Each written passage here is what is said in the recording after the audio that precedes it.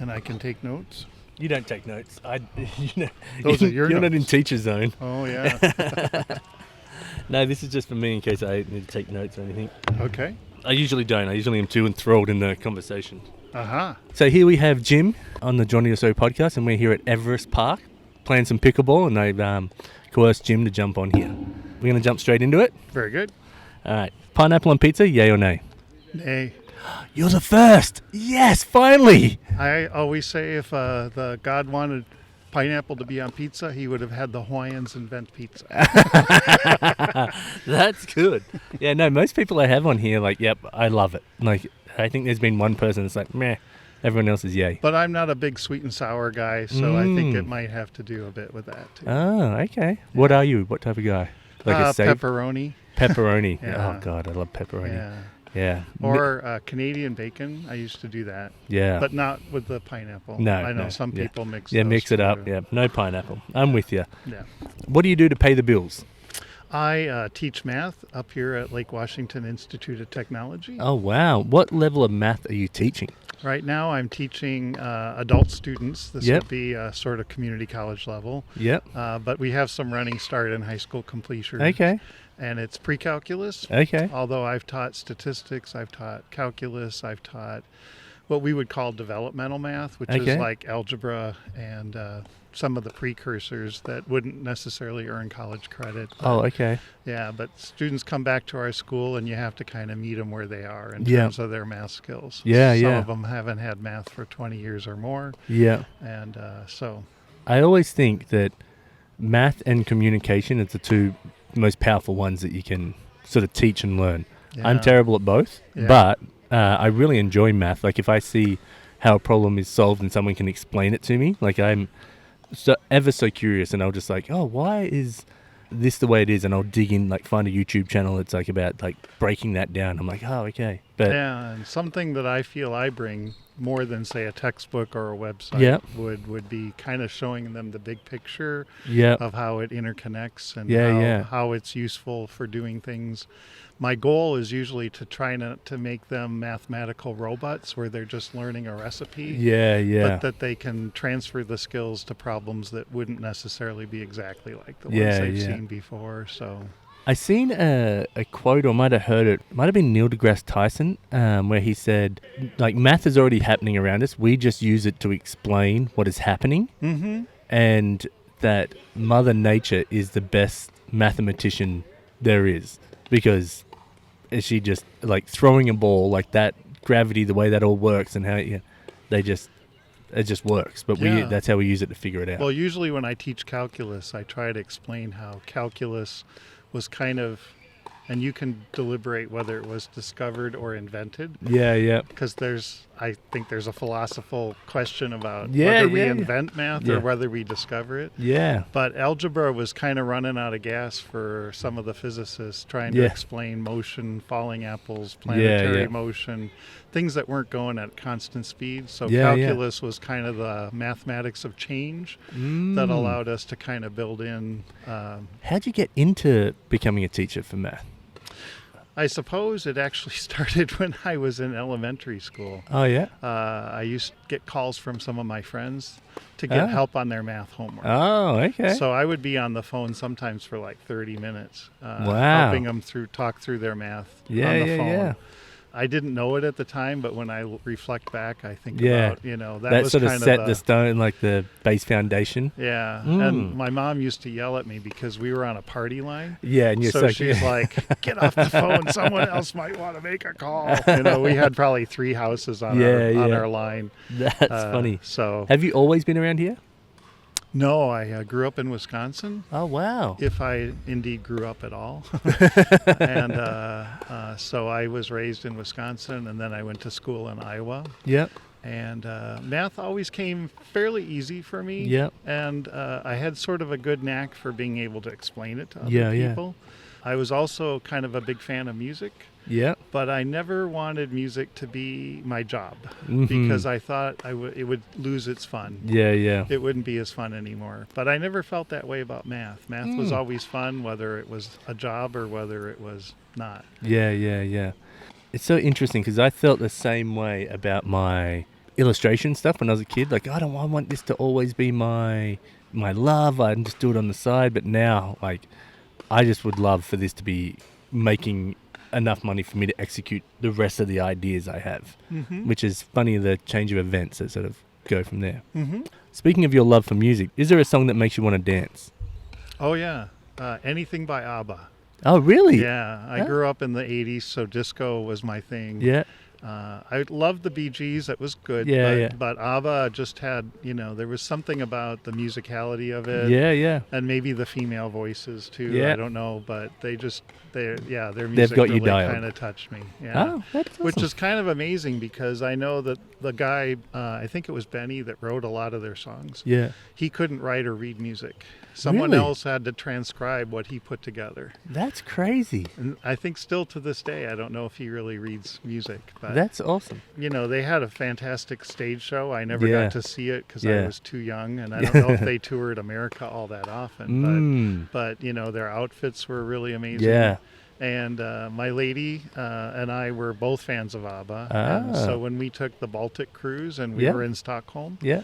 they had just within that year opened the ABBA That museum? Oh, wow. And Ding, nailed life. yeah, and so instead of going to see some of the other historical things Yeah. in Stockholm, we went to ABBA. Yeah. Yeah, and there were some really amazing things in the museum. Yeah. One of them was their first big hit before they kind of really made it big. They were in Eurovision. Yeah, yeah. And they didn't win the first time they were in from Sweden. They made it 2 consecutive years, and their first song was something about telephone call or something. Yeah, yeah. And so there's this phone there that sits there, and if it ever rings, whoever's nearest should pick it up because it's always one of the 4 No that way. are calling on that phone. That's And really cool. Then there's a piano that's actually connected to Benny's home piano. So if he ever sits down and plays at it, that piano will play whatever he's playing. No way. So, yeah. That's really cool. And there were places where you could do karaoke and record it. And, so it was really kind of a fun museum. That is a fun museum. Imagine if you were there and you got to pick up the phone. Yeah, and that's part of that, like you said, the lifelong curiosity, where you just want to learn new things and find out what kind of told their story, how they got to where they got to. Yeah, exactly, right? Like it's interesting where sometimes people think it's like a direct straight line to something, and it's just a huge wavy line before you get to where, even if you've planned and you've reached certain goals, you still had to divert a bunch. We all sort of serpentine through life usually. Yes, that's a great way to put it. You should be running a podcast with words like that. What do you do for fun? I play pickleball. Yes, you do. Very well, might I add. I sing in a choir. Oh, do you really? Yeah. Oh, fun. So we have... What sort of songs? It's a mixture. The last concert we did was all sacred music. Okay. And we did it in St. Mark's Cathedral down on Capitol Hill. Okay. This next one is a little bit more secular. We're doing a little bit of Philip Glass. We're doing some poems, some nocturne poems, some in French and some in Spanish. Oh, by wow. a Can you local speak both composer. French and Spanish? No, I always hurt myself when I try to speak French, but I took Spanish when I was in high school. Okay. And 1 year in college, so I can at least understand and read it. Yeah.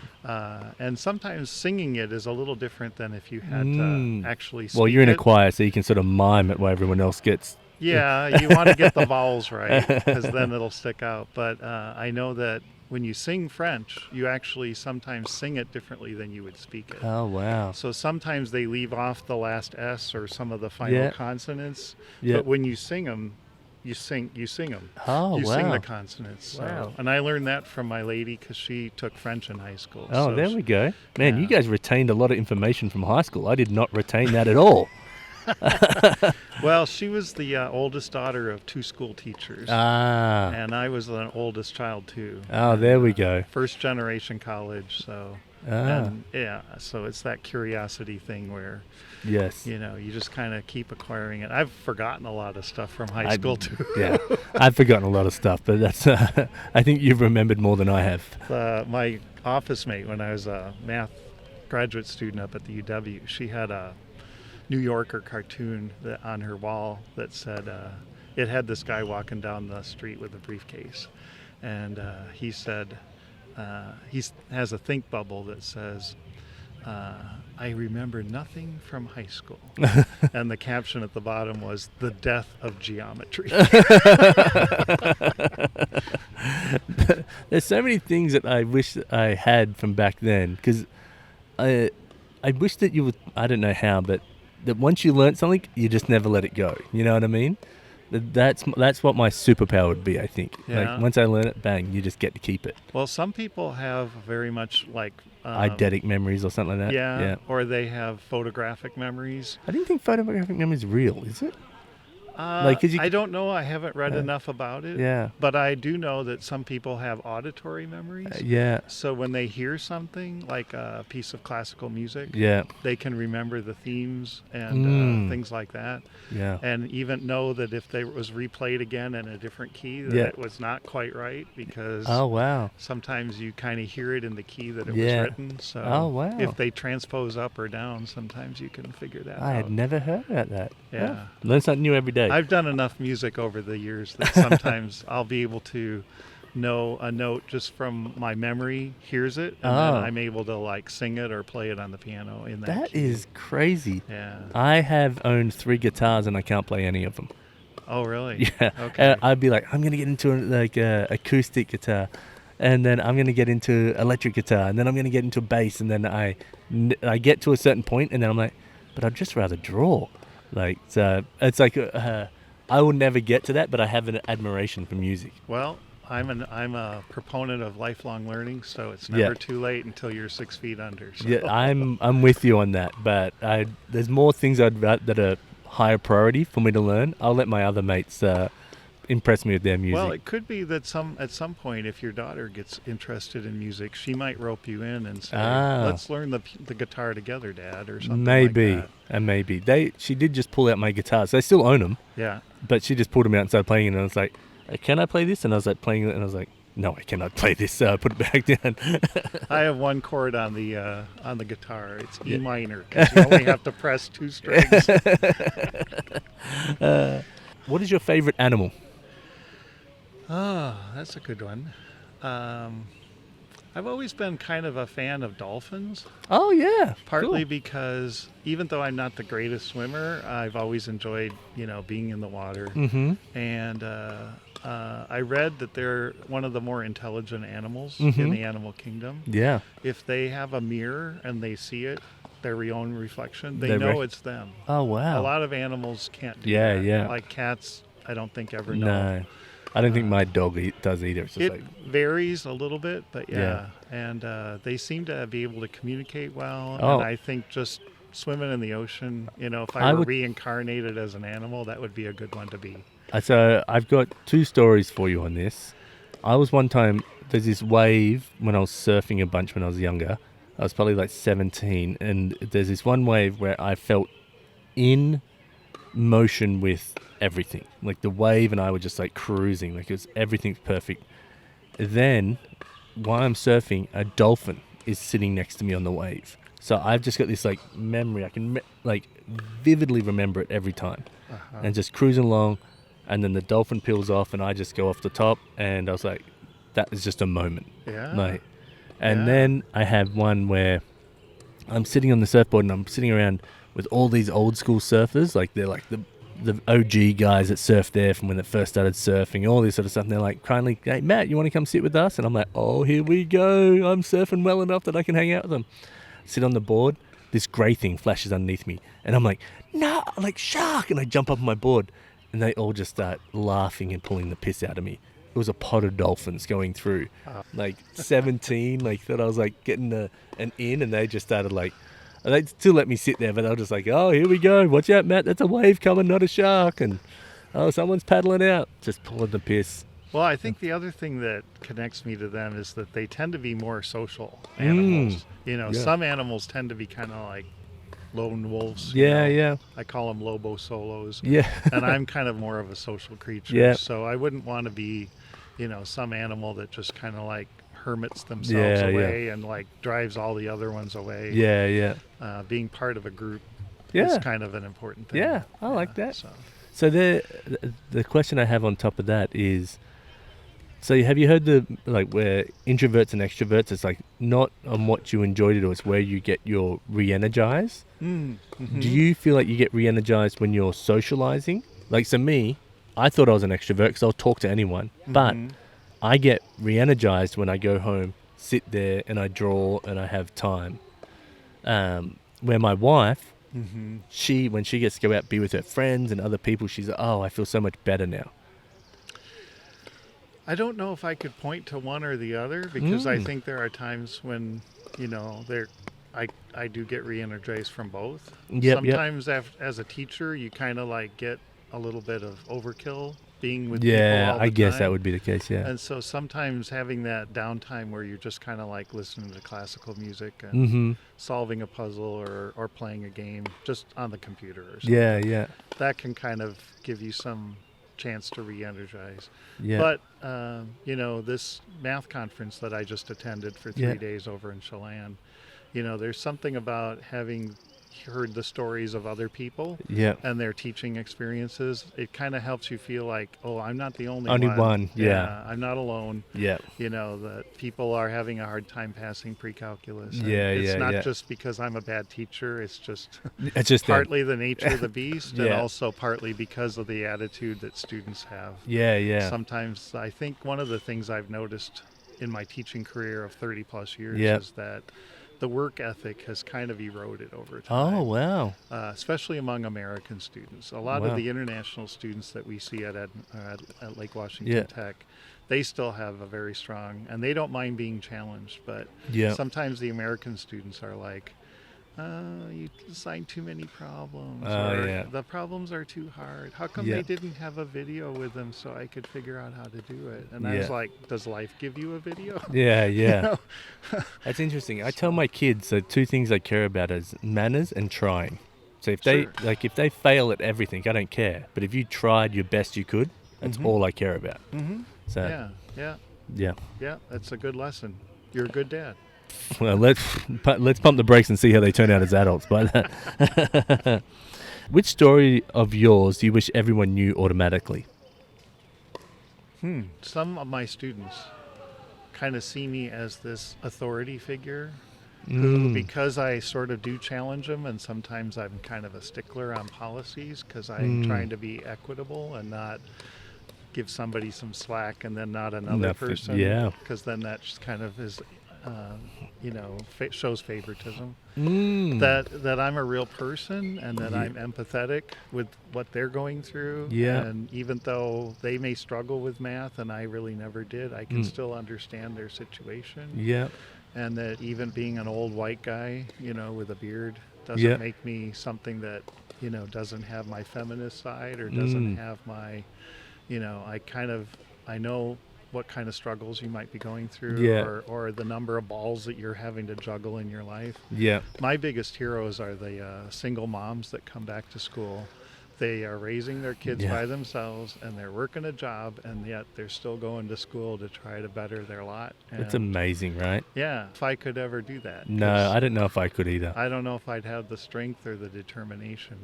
I think I'd just kind of like go with the current and let it push me. I agree. They are fucking legends.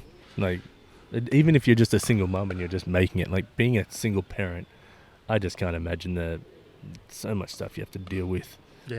That's a great answer. If you were to take me out to your favorite food place, where would we go? If you say Outback restaurant, we're done. No. I like a good steak and I like a bloomin' onion, but I think having grown up in Wisconsin, I would say one of the things that was a special restaurant for me when I moved to the Seattle area, I don't think it exists in Bellevue anymore, was the fondue restaurant. Cheese fondue, oil fondues, chocolate fondues. I had no idea what fondue was until I came here, and then I was like, oh, okay.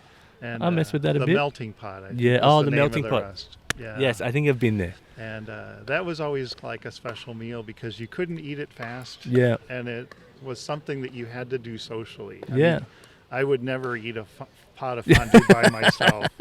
You're rocking up here, setting up your little fondue pot. Yeah. Someone's like, "Can I enjoy this?" No, this is just me. And it was a 3-course meal. You know, you got your cheese fondue, and then you got your oil fondue where you could have steak or ham or whatever, and then they did the chocolate fondue where you could dip desserts and stuff. So it was like almost a 2.5-hour affair. And that's a lot of fondue, like in 2.5 hours. Yeah, but you can, if you space it out over that much, then you can indulge a little bit on each one and not have to like save room for the next one. So, What is something that you have overcome that makes you proud?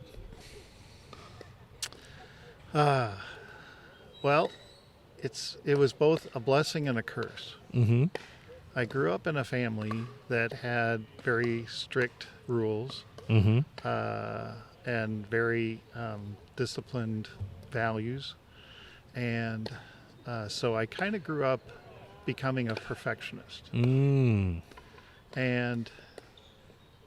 in my work as a mathematician, that was a blessing because when you solve a math problem, if you take a wrong turn or drop a minus sign or you add 2 and 3 and get 6, it screws up the whole situation. And so it was a blessing in that sense because I paid attention to details when I went through a proof or when I went through solving a problem. And as an instructor, it helps me when I'm looking at solutions of students and trying to figure out where it was they went wrong and things like that. Where it became sort of a curse is that in my relationships, particularly my first marriage, oh wow, okay, I tried to project that perfectionism on my partner. Okay. And so if they screwed up in any way, it was sort of like I started ragging on them. Oh, okay. And was it after the marriage that you realized that? Or was it coming into another relationship? I think, and it was couple years of therapy that kind of helped that Do you know what? family of origin thing come out. And it's amazing how much therapy helps. I have a mate that says you go to get a car worked on, it tinkers around. It's just like have a therapist is like a mechanic for your brain. They just help you sort stuff out and keep you moving. So. Yeah, and I had some very tough behaviors that I had to sort of overcome. Oh wow, okay. Yeah, and so it was a beneficial thing, and fortunately I didn't become a parent till I was 40. Okay. And that was after the therapy. Yeah, and I good. think I was a much better parent at 40 than I would have been at 25. What made you choose to do therapy? Like, so was it something that you were like, to work on this for myself, or were you like forced into, was your like first wife like, oh, you need to do therapy or something like that, or? I had some addictive behaviors that I needed to sort of overcome. Okay. Yeah. Yeah, and cool. I don't know if I want to go No, into you don't need to go into details, any detail like that. No, that's totally fine. I just wanted to it sort of became, when it was discovered and I was confronted with it, it started to, affect and ripple all the way through my life. Yeah. And it probably was something that contributed to the downfall of our marriage. Yeah. I wouldn't put it all on me, but yeah. There's no. But it was something that if I didn't address it, it was gonna. It wasn't gonna fix itself. I think it's pretty amazing that you would. Anyone that is able to make big changes like that, it blows my mind. Yeah. Like it's really interesting. And like any other addiction, I think you're going to be in constant recovery. Oh, yeah. And again, that's that lifelong learning thing. Yeah. I still sometimes find myself slipping into perfectionism sometimes. Yeah. Or it's not so much the addictive behaviors, because I think once I kind of got away from them, then, I went through the withdrawal cycle and everything. Yeah. I wasn't looking to like reintroduce them into my life anymore. So, but some things, they still have a chance that when you get kind of put in a stressful situation and fight or flight sort of happens, you kind of resort to what you know. Even though it didn't work. I know that all too well. I definitely know that feeling. And you're like, dang, like if I had had 5 seconds to think about this more, I would have not acted that way. Yeah. Oh, and one of the techniques I learned through therapy was just how to take a time out and walk away and then come back to it with cooler heads. Yeah. So I think, my current partner and I, have benefited from that. Yeah. Plus, the older I got, the less I tried to, sweat the petty things. Yeah, I feel the same way. Man, I'm like, oh God, did I really care about that you thing? kind of choose your battles about what's really important, and not whether someone's squeezing the toothpaste from the wrong end.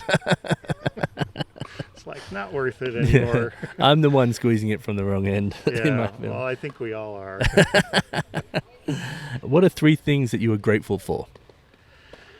I'm grateful for, despite having said that my family kind of, gave me some bad personality traits, I think my family of origin, I have 2 younger brothers, and there was a lot of love, and I don't feel like I was deprived as a child. Oh, awesome. Or, so I would say that. I think the education systems that I went through, both middle school, high school, college, and graduate school, I'm grateful for that. So that would be number 2. And I think the thing that really kind of helps me get through life sometimes too is my faith. So I grew up Lutheran, and I internalized a lot of those values. There was a point in my life where I had to kind of choose whether I was gonna, go with that or not. And it still resonated with me, even though I think organized religion sometimes always has. They can commit sins just as much as an individual can. Very much. And I'm an atheist personally, but I have no care what anyone else believes. You can believe whatever you want. Yeah, and part of that sort of influenced my music too, because I was in church choir, and I always felt like I was more engaged in the worship experience and sort of contributing to it when I was singing with the choir.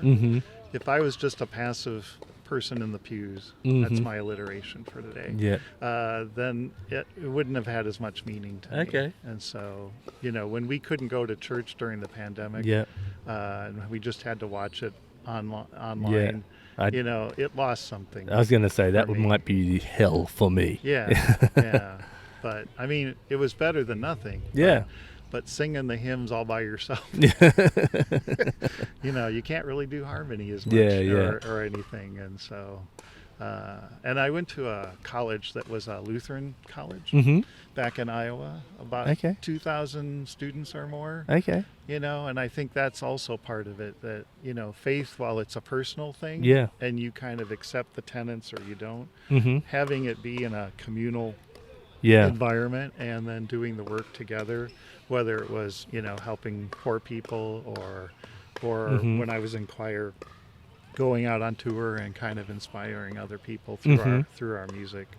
That was kind of important. That's awesome. It fed me too. So it was a reciprocal win-win.